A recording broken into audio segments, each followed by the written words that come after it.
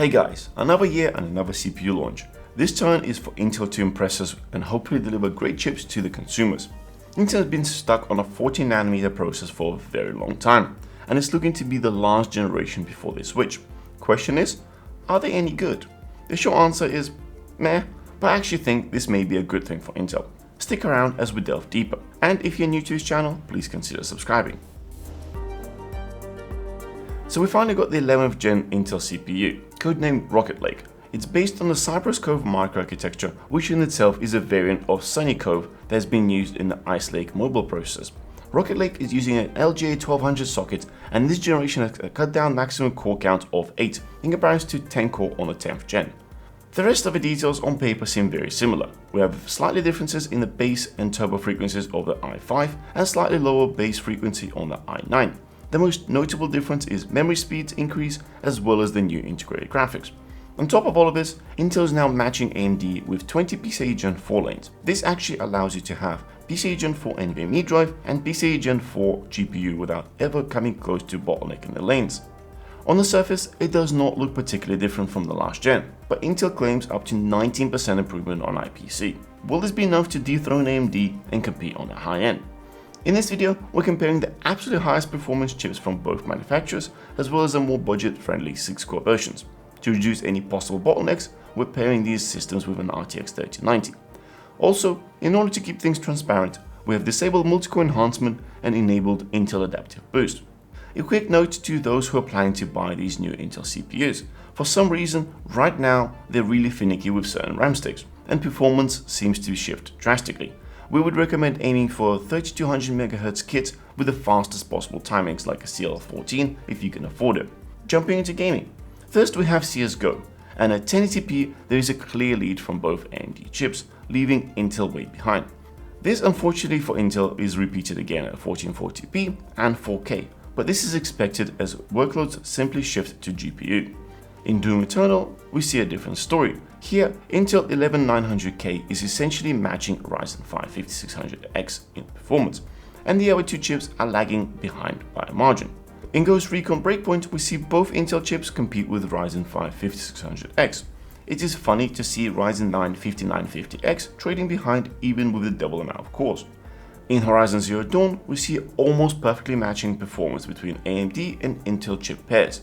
They are within a margin of error of each other. When we look closer at the results, we found that while running both these high-end chips, they are actually fast enough to put our RTX 3090 in the bottleneck. This is a great example demonstrating why CPU-focused comparisons is best to have at 1080p or lower settings, as results like these are inconclusive and it is not clear which CPU actually performs better. The next game is Shadow of the Tomb Raider, and here we have matching performance between Ryzen 5 and Intel i9 on average FPS, but Intel has considerable lead on 1 percentiles. And last but not least, Total War 3 Kingdoms. Here, yet again, we see bottlenecks on the RTX 3090 while at 1080p. It's not surprising, as this is a very GPU demanding title. Even so, kudos to all of these chips performing so well and choking this beast of the graphics card. From all the above mentioned results, it's quite clear that both of these Intel processors hold their own in gaming against AMD, and even in extreme high-end, they're trading blows. I suspect this is what Intel was aiming for, get as much as possible out of these chips to not be worse than AMD, essentially being just good enough for gamers.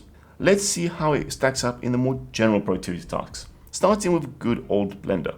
Here in a 6-core battle, Intel wins in a shorter BMW test by a few seconds, and AMD chips wins in a longer classroom render. When we look at the high end, here we have half the cores, so it's not even a race. In 7-zip compression and decompression benchmark, we see a very similar story. AMD CPUs simply wreck Intel in these kind of workloads. In Cinebench R20, we see i5 losing out to the Ryzen 5 by a small margin, and i9 beating out Ryzen 9 on a single core performance, but then getting crushed on a multi-core score due to AMD having double the cores. When we delve deeper into it, we find something interesting. First of all, in multi-core test, Intel CPUs run a lot higher frequency, yet in i5 example, it still finishes the task at roughly the same time as Ryzen 5. This indicates that the IPC difference between the two architectures is considerable. Take a note at the i9 boosting to an average of 4.9 GHz across all cores. When we check out the temperatures, the boost comes through very clearly as seen on the generated heat. It is about 350 MHz faster than the i5 and about 20 degrees Celsius warmer. At 20 seconds mark, it drops the boost and actually clogs down to reduce the heat. Just a reminder, all of these tests were carried out on the same 240ml liquid water cooler. To throw some extra gasoline in the fire, the amount of power the CPU is drawing is mind-blowing. While boosting, it has reached 248 watts, which is basically double its rated TDP. It comes to show that Intel really had to squeeze performance out of this one. With all of this said, I actually think Intel has done exactly what was required. They've closed the gap enough to stay competitive, and in gaming they're actually trading blows. In the normal market, all we need to do is compete on price. But right now, the world is not normal, and supply is outweighed by demand. Considering Intel could not even keep their own pre-release chips under lock and key, it seems that they have plenty of stock to go around. Because of this, if you are a gamer looking for a new CPU, Intel is a great choice. Just make sure you have a beastie cooler and a power supply to match it. I hope you found this useful. Don't forget to smash that thumbs up and subscribe for more. We'll see you guys in the next one.